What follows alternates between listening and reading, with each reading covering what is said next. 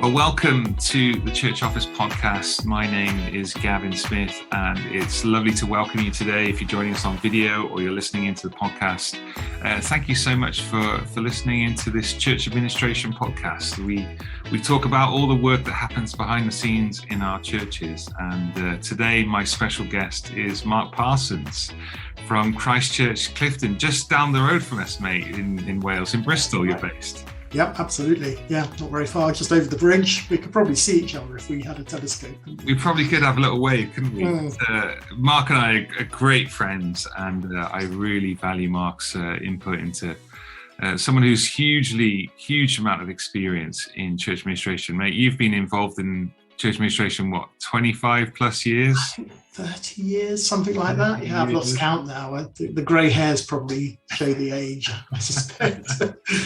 So, Mark, tell us a little bit about your church and your context and what you're involved in at Christchurch Clifton. Yeah, absolutely. So Christchurch is, if people know Bristol, they probably know the Clifton Suspension Bridge, which is about, 150 yards outside my window. I can't quite see it from here, but if the trees weren't there, I would. So if you came over the Suspension Bridge into Bristol and kept driving, you'll see Christchurch in front of you. It's the tallest, I think, building in Bristol. It sits on top of a hill and got a massive spire on the top of it. And, we're a reasonably large Church of England church with lots of challenges and blessings that come with that.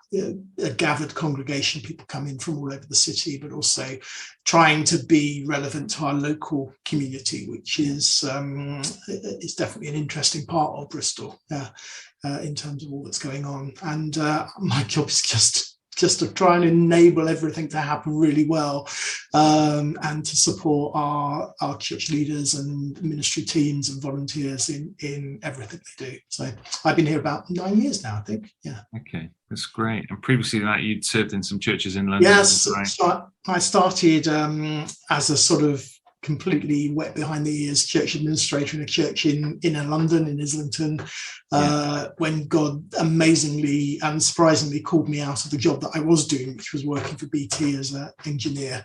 And I did that for 10 years. And then I had 2 years at London Bible College, and then worked as ops manager at St John's in Ealing in West London. I did that for 10 years before God, again, completely out of the blue, called us to Bristol, which is a place we'd never been to before and never heard of Christchurch. And within about 6 or 8 weeks of seeing the job advert, we were on our way here, and very happy to be here. Oh, it's great. And so Mark and I also serve as directors on the UCAM board, and we've spent a lot of time together. And one of the joys of the summer for me was going to the UCAM conference and sort of delivering, 2 workshops together. And it was a great time, wasn't it? The conference. It's good fun. Yeah. Really enjoyed it. A kind of gathering of sort of 70 to 80 church administrators, ops teams, and people, and coming together, who know what it's like to work behind the scenes in churches and to grow and learn together. And one of the sessions was on workflows, and I was like, I've got to get Mark on the podcast because he is like the master of workflows. I am learning on the job, I think, is probably a more accurate description of that, Gavin. Well, I hired him the other day to come in to talk to our staff team, because I think it was just great to get somebody from outside just come in and say, right, let's sit and chat about workflows. So today's podcast is just kind of focusing to that kind of one area. Where can we use workflows in a church behind the scenes?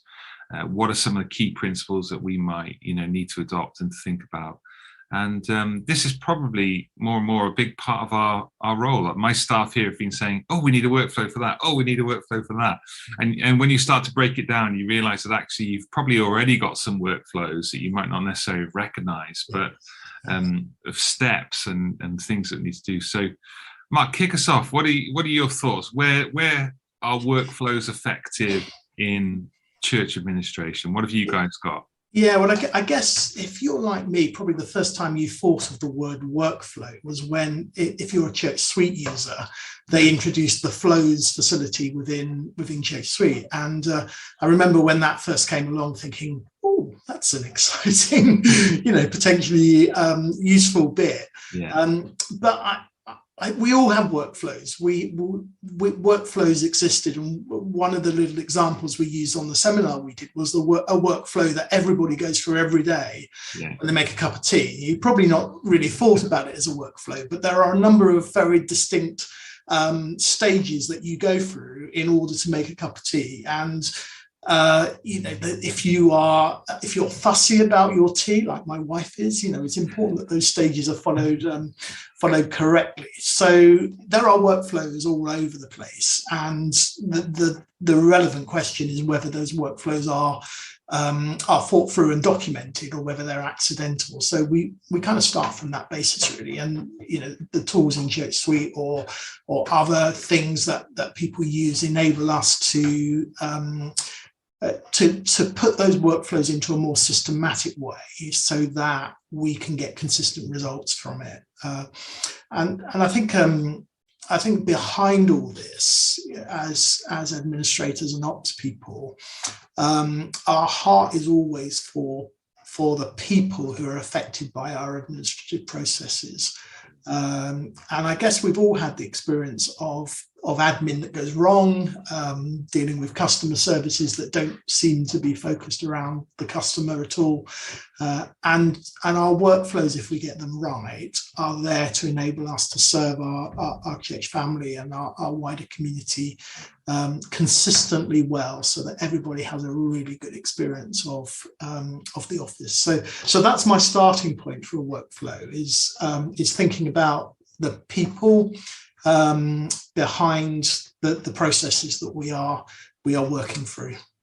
Yeah, I think that's a great point, isn't it? Because we want, I think at the start of the presentation you were talking about how important that these workflows serve our vision, serve the purpose of what we're trying to do, and we don't need workflows that kind of slow the process down unnecessarily, or just are frustrating for people. And so we want there to be steps that go, we're enabling people to do what they need to do, we're ticking the right boxes, and that ultimately serves the way that we operate.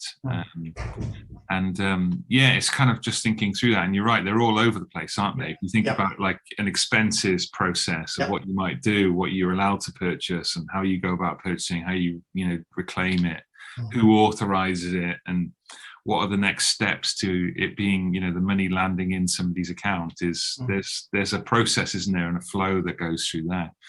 And it really helps, doesn't it, to actually kind of write those out and to kind of clarify that. So part of our workshop was just getting some paper, wasn't it? And, and just scattering it all over the place and going, right, well, where do we start? And why do we start there? Do we need to start somewhere else? Oh, that's my watch going off, sorry. So I think the priorities first is what would serve us here, and how do we do that? Let's talk about, before we go to some of the practical ones, let's talk about Church Suite, because you started there, and I think you are a wizard on this, Church Suite. And what are some of the flows that you've set up in Church Suite that really? So I think the most obvious one, and probably the one that a lot of churches would have gone for straight away, is thinking about the whole safer recruiting DBS process, because it is something that lends itself very well to a workflow, and it's something that we all have to do, and we have to do consistently well. There are all sorts of legal and reputational issues that come to play if we do not do our safer recruiting well. So that was the first one that I started with. I had a paper-based workflow for safer recruiting, which involved things like sending a form to the person being applying for a role, a volunteer role in the church, getting them to fill in a online DBS application form, sending out reference requests, getting those reference requests back, doing a little interview. You probably have a similar process in your church, and Church Suite is brilliant at putting those discrete little bits into stages and enabling you to both track people through that process, but also systematize some of the elements of it. So sending out emails, they can be preset and ready to go, and putting in reminders. So every Monday morning I get a little reminder sent automatically to me that says, these are the people who are going through the flow at the moment, and these people are overdue, because you can set a date by each stage, and that just gives you a little reminder that you've got to chase people up. So again, it's all designed with the person in mind, so nothing happens automatically. You have to go in and manually do something, but the stages are there to remind you and also to help you with each stage. So DBS process was the first thing that I started with.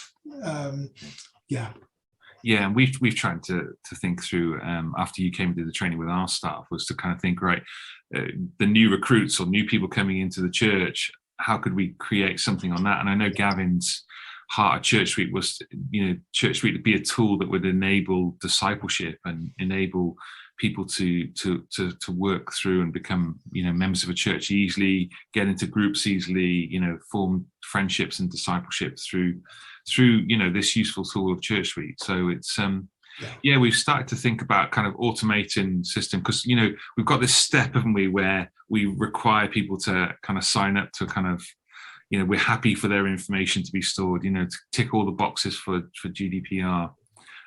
It seems so impersonal sometimes, but we have to there are kind of key steps along the way. Exactly. And I love the fact that on Church we can go through and look at the flow and say, when did someone first come? When did they request and fill out like an application form to join? When did they sign up to serve? Whose group have they been added to? What teams have they been added to? And you can kind of track all these dates and all these times. And it's like looking back and saying, all right, who was the pastor that did the interview, once they became a member? Yes. And you can go back and track all that information, and it's so useful, isn't it, to go back and one of the things I've been experimenting with, because I've been re-looking at our DBS flows, and my initial stab at it worked quite well, but it didn't work well where people didn't do anything, because it's like, so I've gone through and I've created some templates now, little reminders for people. So each stage of my flow has, as well as the next step, it has a reminder email which is optional built into that stage that I can just simply send out from Church Suite quite easily, without having to go in and manually write a reminder email, which is what I was doing previously. So one of the things I love about the way that Church Suite have implemented flows is that you don't have to get it perfect from day one. You can start with something relatively simple, and then as you discover it needs an extra stage, or it needs an extra tweak here, you can build those in without affecting the flow up until that point. It's really good. So let's jump out of Church Suite into kind of regular flows and stuff like that. And I'll share a bit of a story we had. Our team's grown to about 15 people on staff, and so everyone's ordering different things at different times. And we had situations where one supplier had picked up a box that they shouldn't have picked up, and it got lost in the system, and then you're chasing, trying to get a refund and trying to find and track where these packages are. And you've got different people who can order on an Amazon, and there's that quick thing of they has that turned up or not, and this kind of lack of planning sometimes with some staff who just we need it tomorrow and I've forgotten about it, and they use Amazon or whatever, and we've got this kind of flood of kind of parcels arriving and stuff being returned. And so we've kind of from your training we've kind of developed a workflow that starts from who can order and who can order from these certain suppliers. And then when a parcel arrives, what's the step-by-step guide of it kind of, being received and logged, it being opened, it being checked against an order form. And then the steps after, who does it need to go to next? And, do they sign for it, that they've received it as well? And I tell you what, originally I was thinking, this is going to be a bit of a headache. and then now we've done it, we're like, that makes sense. It really works well. People understand what the process is. And, there's certain symbols that have now been developed to know, when it was arrived and, whether you can take it straight away, whether it's been logged. And these things are so helpful, aren't they, for stuff like that? Give me some other workflows that you've got, mate. Well, we're working on one at the moment, because one of the things that we end up doing, being the church that we are in, the position where we are, we get lots of wedding requests. Okay. And a wedding is something you do not want to get wrong. Yeah. You're dealing with bride and groom, and in one of the most emotional things that they're ever going to be involved in, and simplifying the process around that and making it consistently good, particularly when we've got lots of different people involved in different stages. So there's a kind of legal process that we have to do to check that someone's qualified to get married in the church. And then there's a more pastoral process of putting together an order of service and working with them for the type of wedding that they want. And it's all been a bit random up until now. And we've had a member of staff who has been overseeing that area, but that person is moving on. And so that's a perfect opportunity for us to actually, we realize the rest of us in the admin ops team just don't understand the process at all. So the first stage has been finding out what the existing process is, where it's working well, where it doesn't work well. And then to begin to put together a flow that is, that can be followed by not just one person, but by all the people involved in it. That is simple. I think sometimes the tendency with these things is to make something totally complicated. And so I'm constantly looking at going, can we simplify that? Do we need those additional stages or what do they achieve? What are the risks of putting them in there? So that's another area that we're working through for us at the moment, how we deal with weddings and wedding requests. Yeah, I think that's so good. Yeah, I mean, we just started a workflow for people that ring into the office, and we get a lot of calls. We do quite a lot of work in the community, and so we get a lot of calls saying, well, particularly at the minute, saying, we're in need of food, we're in need of food voucher. And as a food bank, we don't issue the vouchers, we just kind of fulfill the vouchers with food. So helping people get to a kind of voucher point, are they as part of a housing association, are they part of a project, have they got a support worker? And so one of our staff has developed this kind of flow of like questions to ask that lead to other questions, that lead to a point where we can go, right, we've given you a specific place to go where you can go and get a voucher. And it looks so complicated on the document because there's so many different options and different ways that it go. But I answered the phone the other day and had the document in front of me. I thought, oh God, this is so helpful, and all the numbers of, okay, we've got to the end here. We can't give you a voucher. Here's a number that you can ring to go and get it, and the right referral agencies and stuff like that.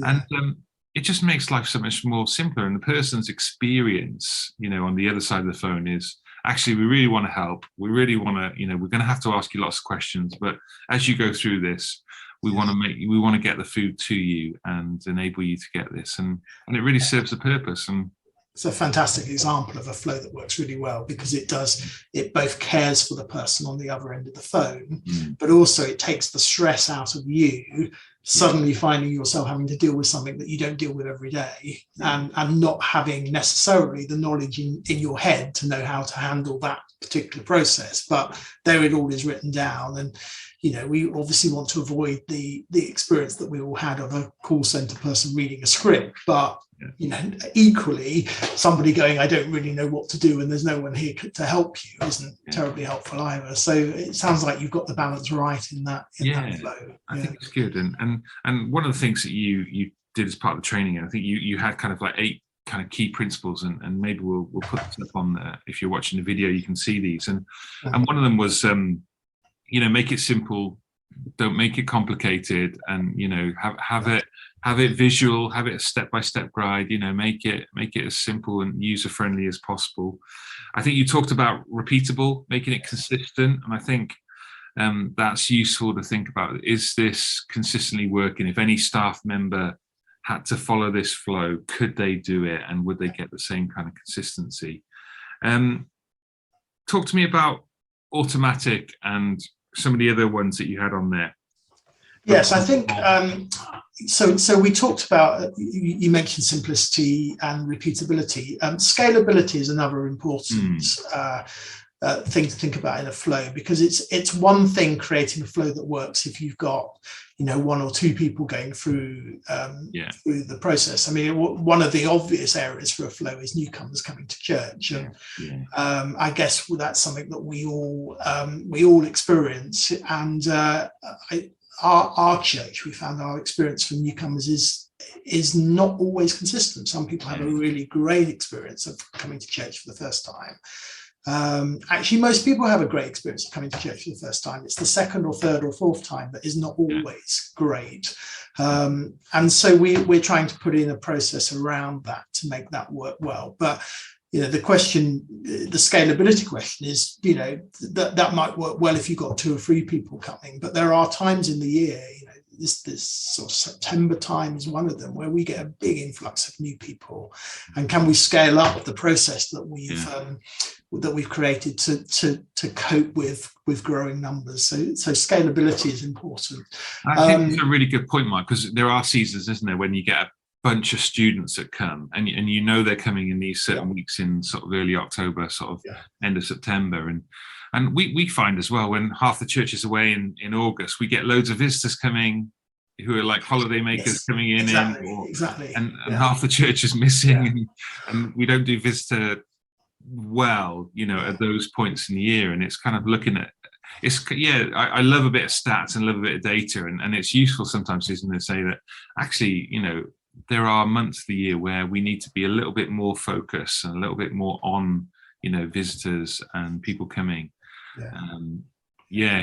Keep going. What else? So manageability is another key area. And we can design a fantastic system, but if that system requires 15 paid members of staff to make it work, it's not really going to help us. And so, we have to design the system around the resources that we have, and a great flow should actually free up resources, not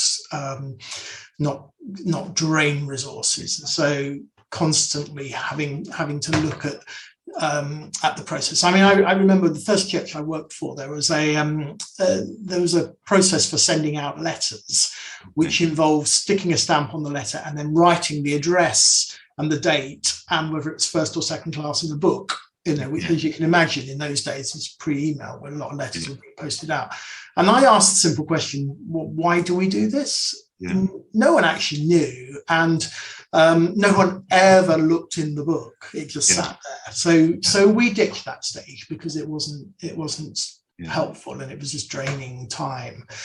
So keeping it manageable to the resources that you have and enabling it to free up time is really, really important as well.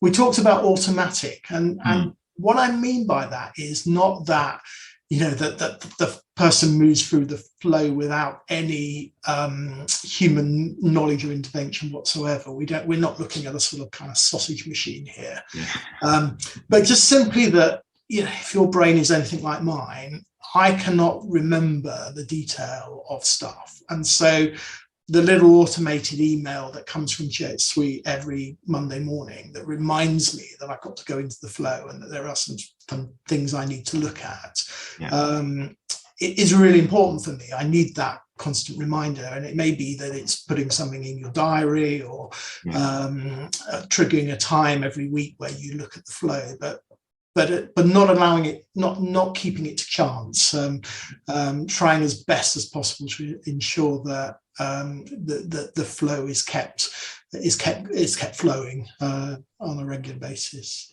Yeah, that's right. Yeah, I think there are examples of that where it kind of stalls, isn't it? It's we kind of have a visitor thing that people can fill out, and then it goes to the office, and then it gets passed on to a pastor to follow up with, and then it could sit in there for 3 weeks, and because they've not responded or they've not been in or whatever. And it's trying to think of how do we kind of set those reminders up, and saying an email that goes to the pastor saying, hey, would you did you follow up with anyone this week? Could you make sure you inquire of this person? Yes. little things like that do make a difference. Otherwise, it kind of does come to a halt, and we do exactly. Yeah, we I'm don't trying as best as possible to automate those little emails if you can, because if that email requires you to remember every morning to write the email, there's another stage in the process where it can fail, isn't there? So again, the tools that we have, the software tools or diaries, reminders, are great at just prompting us to do things that so easily slip our minds when we're busy. And we've tried to kind of clarify a staff member who is responsible for certain stages of it, and so when it build into their time in their week, that go, actually it's my job to go and check this, visitor cards, it's my job to go and make sure that we've got all the emails that might come in requesting information about the church are all dealt with by the same person. And that there's a next step for people as well. So someone comes in and emails about the church, and we'll send something saying we'll invite them to something else next. We'll also want to try and track that so that we can invite them along to future events that are coming up as well. So all of these steps are great, and principles are great. You've got two more on the end of this. So two more. The next one, reportable. I think this is so helpful, because one of the things that a flow can do. Well, let's take the DBS flow, for example. Our kids pastor comes to me and goes, I've put Jane into the safer recruiting process. Can I start using her now? Is she able to start serving in kids' work? If I can't find the answer to that question, because I just don't know. Somewhere I think she filled in a form. I can't remember where it is. It's somewhere. That's not going to help our kids' pastor. It's not going to help Jane to she's volunteered to serve in the church, and she hasn't heard anything from us. So a great flow means I can instantly go, oh yes, I'm just waiting for one more reference request for Jane. As soon as that's in, I'll send her an email and she's cleared. Or equally, how many newcomers joined your church last year? Is that an easy question to answer or a difficult question to answer? With a good flow, that should be an easy question to answer. And so flows can give us some really good data to help us make wise and strategic decisions on things that we might want to do as a church, or where we want to put our priorities or our money or staffing, those kind of things. I love that. I think that's great, isn't it? And I love a bit of data and stats. I love all that kind of stuff. And we do a monthly food and feed everyone after church, and I love to count people in for that and see, right, what have we got? Are the numbers growing on the number of people that are doing? When we did it in this month last year, how many did we get? And so how many can we anticipate this coming year? And all of those things, that kind of reportable, get the data, make good decisions, all those things are great. So mate, love that. The last one that we talked about was shareable, and I think that's so important, isn't it? You shared in your example of answering the phone how something that probably doesn't sit on your desk most of the time could suddenly be shared with you in a really simple way. And again, a good flow, it doesn't have to be one person who manages the whole DBS process or the whole welcome team process. A good flow can enable different people to be involved at different stages, or a team of people to do it, or somebody to step in when somebody's on holiday or not well, without the whole process falling down. And so being able to share the load of something is a really key part of having a good workflow. I think it's really good. And I loved your example about the stamp book and asking questions, because you want to review these things, don't you? We had a great time, just kind of said, right, we're going to pull everyone together for half a day. Mark's going to come in and do an hour's training, and then we're going to break down and say, right, what are the flows that we've got? Do they work? Are they working? Do they need to be changed? Do they need to be updated? What are some of the frustrations that we've got in some of the processes? How do we eliminate some of those processes, frustrations? What process can we add? What workflows can we bring in? And there's a real buzz, I think, around our staff saying, I'm going to work on a workflow for booking rooms. I know sometimes it's frustrating when I come in and I thought I'd booked this room and somebody else is in there, and how has that worked? Communication is kind of broken down somewhere. And how do we make it simpler? So working with our kind of conference manager and our kind of key dates person in the office, how do we bring those two together and got a workflow that will both accommodate that outside booking and also inside booking? Yeah. So there's workflows all over the place, mate, isn't there? When you break it down, you're like, there's hundreds of them. Yeah. And you touch on a really important point, because I guess we're all very, very busy people, and it is just easier most of the time to muddle on through and to carve out the time to think strategically and create a workflow and document it.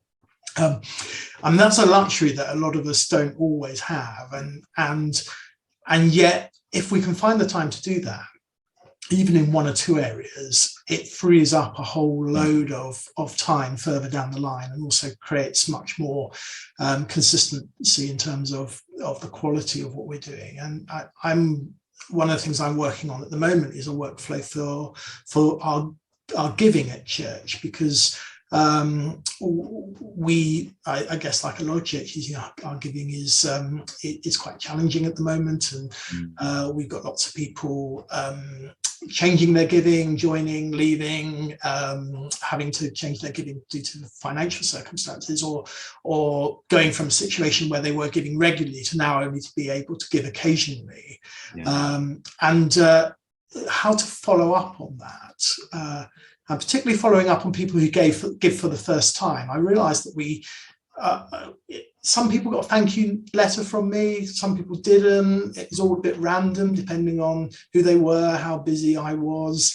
Because of confidentiality, very few people know about giving, so it all tends to fall on my desk. And so I'm working on a flow at the moment to make some of that much better. Again, I don't want it to feel sort of sausage factory, but equally I want to make sure everybody gets a thank you letter within a couple of days of making a donation to church, and that just feels really important, and asking people whether they can gift aid and things like that. So that's my area of work at the moment, is looking at that whole process. No, I love that. I think that's great. And I think there's just, if you've got the time to physically write them out, there may be workflows that you individually do, but if you can write that out, that for whatever reason you're not there, or there's sickness or something, that actually somebody can pick that up, even though it might be a giving one, that an elder can pick it up and be able to deal with some steps and processes because you're off. And I think that's useful. We've got a new workflow folder, Mark, that's kind of slowly filling up, and I love the fact that people are taking an interest in workflows that are outside of their remit slightly, but there's a real kind of sense of team coming together and saying, actually, this will make a difference for how the church runs behind the scenes. And I may not be involved in all the workflows, but I can certainly go, oh, I like that. That's really, you can encourage people in what they've got, that you've got the right step, or can I just challenge that and just see if we can improve that step slightly? And I love all those conversations that are happening behind the scenes. It's really healthy. So I love it. Anything else to add on this, mate? Any other thoughts on workflows before we? I think it's just constantly reviewing these things, isn't it? And seeing how they work, and spotting those little areas in life where you go, that would make a really good workflow. And you may not have time to deal with it there and then, but actually sometimes a little bit of investment. It doesn't have to be a complicated workflow. I've got workflows that just simply have 2 stages in them, but those stages have to be done really, really well. So I'll give you another example. Our safeguarding training we have a safeguarding training workflow because people have to do safeguarding training every 3 years. And there are just simply 2 stages in there. Safeguarding training valid, somebody sits in that flow for 2.5 years, and then safeguarding training due, and they get sent a link to the Church of England's online training portal, and then when they've done it, they go back to the beginning again, and it's really simple. But prior to that, it was actually quite complicated trying to track people where they'd done their training or not, So these things don't have to be complicated, but they can, if they're set up really well, they can save an awful lot of time. And huge amount of time. Yeah, no, I think that's really good. Yeah, it's a really good example, isn't it? And I think one of the things that obviously we've benefited from hanging out together and chatting, and you coming over and just getting other people involved in your workflow. So would you come in and just have a look at it? How do you guys do a flow for this? Tell me about the stages and steps that you take, and being able to kind of compare that and go, I see. We've added some automated emails in from looking at your DBS stuff where we would just, would need a staff member to trigger it. But now we've got an automatic email that gets sent out when someone goes into that next step on the flow. Yeah. And so connecting with UCAN, connecting with other churches in similar roles and having these kind of like workflow discussions over a coffee, I think it's really helpful and helpful. I know I've benefited hugely from it. So connect in. Don't try and do this on your own. Involve other staff. Involve other volunteers. Connect with UCAN, and I know the forum and other things. Different people ask different questions, and workflows on recruitment is another one that we've kind of been starting to develop. What are the stages that we need someone to go through when we hire them? How do we best implement the kind of welcome and that kind of settling in stage? What do they need to know? So there's so many things, so many spin-offs, mate. We could talk about this for ages. Exactly. And it's good. But if you've got any questions, if you'd like to see the training notes that Mark did, then please get in contact with info@thechurchoffice.co.uk. Email us in. We'd love to kind of encourage you and connect you. If you'd like more information about UCAN, then give us a shout. And we'd love to be able to serve you in that way. But mate, thanks for giving up your time. I know it's a Friday. It's busy before Sunday. You've got lots to do, mate. So thank you so much for jumping on the podcast with us. Oh, you're welcome, Gavin. Thank you very much. Great. Excellent. Well, please check out the website for more resources. They're there to serve you, maybe to give you a bit of confidence, maybe just to signpost and point you in a direction where you can find the answer. Please check out the site, and please send in any questions that you've got, the things that you'd like to topics you'd like us to cover on the podcast. We'd love to hear from you and be a blessing if we can. All right, take care. Until next time. Goodbye.